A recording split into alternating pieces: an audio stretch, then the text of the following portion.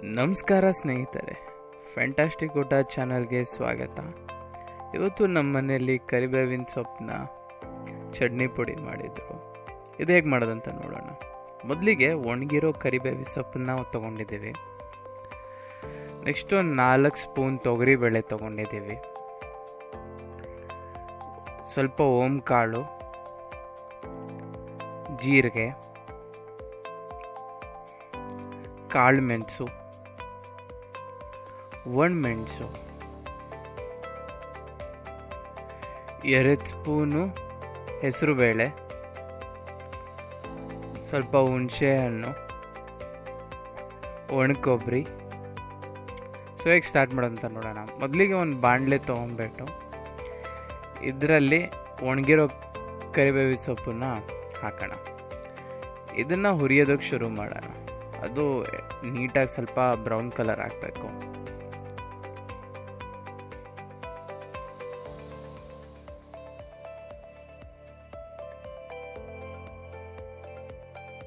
So ಇಷ್ಟಾಗಿದ ತಕ್ಷಣ ಒಂದು ತಟ್ಟೆಯಲ್ಲಿ ತೆಗೆದಿಟ್ಕೊಳ್ಳೋಣ.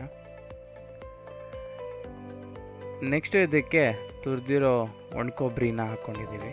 ಇದು 1 ಬಟ್ಲಷ್ಟಿದೆ. ಇದನ್ನು ನೀಟಾಗಿ ಇದನ್ನು ಕೂಡ ಹುರ್ಕೊಂಡು ಸ್ವಲ್ಪ ಬ್ರೌನ್ ಆಗಿದ ತಕ್ಷಣ ಟ್ರಾನ್ಸ್ಫರ್ ಮಾಡ್ಕೊಳ್ಳೋಣ.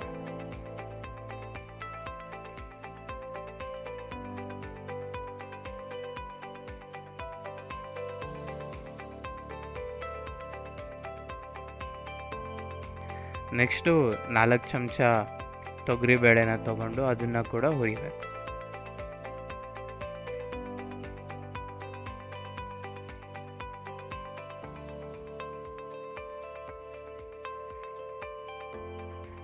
ಸೊ ಇಲ್ಲಿ ನೋಡ್ಬೋದು ಬ್ರೌನ್ ಕಲರ್ ಆಗಿದೆ. ಸೊ ಇದನ್ನು ಕೂಡ ಆ ಪ್ಲೇಟಲ್ಲಿ ಹಾಕ್ಕೊಳ್ಳೋಣ.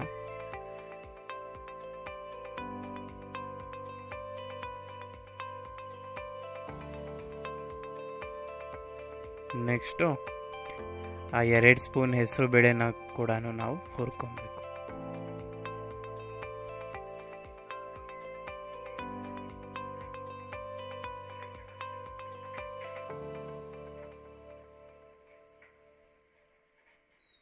ಸ್ವಲ್ಪ ಬ್ರೌನ್ ಕಲರ್ ಆಗಿದೆ.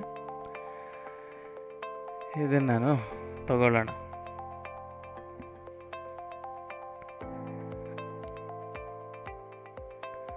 ಸೊ ನೆಕ್ಸ್ಟು ಇದು 1 ಸ್ಪೂನಷ್ಟು ಜೀರಿಗೆ ಪುಡಿ ಇದೆ. ಆಮೇಲೆ ಒಂದು ಅರ್ಧ ಸ್ಪೂನಷ್ಟು ಓಂಕಾಳಿದೆ. ಆಮೇಲೆ ಬ್ಲ್ಯಾಕ್ ಪೆಪ್ಪರ್. ಇದನ್ನು ಕೂಡ ಕ್ಲೀನಾಗಿ ಹುರ್ಕೊಳ್ಳೋಣ.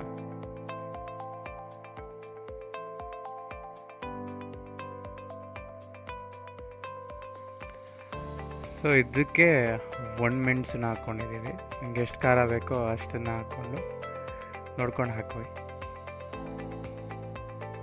ಸೊ ಇದು ಹುರಿದ ತಕ್ಷಣ ಇದನ್ನು ಕೂಡ ಹಾಕೋಣ. ಲಾಸ್ಟ್ಗೆ ಸ್ವಲ್ಪ ಹುಣಸೆ ಹಣ್ಣು ಇರುತ್ತಲ್ಲ, ಅದನ್ನು ಕೂಡ ಹುಳಿಗೆ ಸ್ವಲ್ಪ ಹುರ್ಕೊಂಡ್ಬಿಟ್ಟು ಅದನ್ನು ಕೂಡ ತಗೊಳ್ಳೋಣ.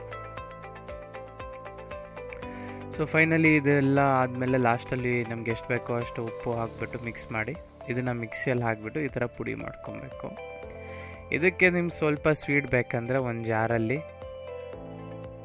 1 ಚಮಚದಷ್ಟು ಸಕ್ಕರೆ ತೊಗೊಂಡು ಅದನ್ನು ಮಿಕ್ಸಿಯಲ್ಲಿ ಪೌಡ್ರ್ ಮಾಡಿಬೇಕಂದ್ರೆ ಇದರಲ್ಲಿ ಆ್ಯಡ್ ಮಾಡ್ಕೊಬೋದು.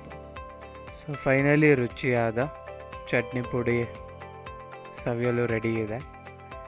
ಇದು ನೀವು ಯಾವುದ್ರ ಜೊತೆ ಆಗೋದ್ರೂ ಯೂಸ್ ಮಾಡ್ಕೊಬೋದು, ನಿಮ್ಮ ಕ್ರಿಯೇಟಿವಿಟಿ ಮೇಲೆ. ಬಟ್ ಯೂಶ್ವಲಿ ಬೇಳೆ ಸಾರೆಲ್ಲ ಮಾಡಿದಾಗ ನೆಂಚ್ಕೊಳ್ಳೋದಕ್ಕೆ, ಎಲ್ಲರೂ ಚಪಾತಿಗೆ ನೆಂಚ್ಕೊಳ್ಳೋದಕ್ಕೆ ಅದೆಲ್ಲ ನಮ್ಮನೇಲಿ ಯೂಸ್ ಮಾಡ್ತಾರೆ. ನೀವು ಹೇಗೆ ಯೂಸ್ ಮಾಡ್ಬೋದು ಅಂತ ಕಮೆಂಟ್ ಸೆಕ್ಷನಲ್ಲಿ ಹೇಳಿ. ಸೊ ಈ ವಿಡಿಯೋ ನಿಮ್ಗೆ ಇಷ್ಟ ಆಗಿದ್ದಲ್ಲಿ ಲೈಕ್, ಶೇರ್ ಮತ್ತು ಸಬ್ಸ್ಕ್ರೈಬ್ ಮಾಡಿ. ಧನ್ಯವಾದ.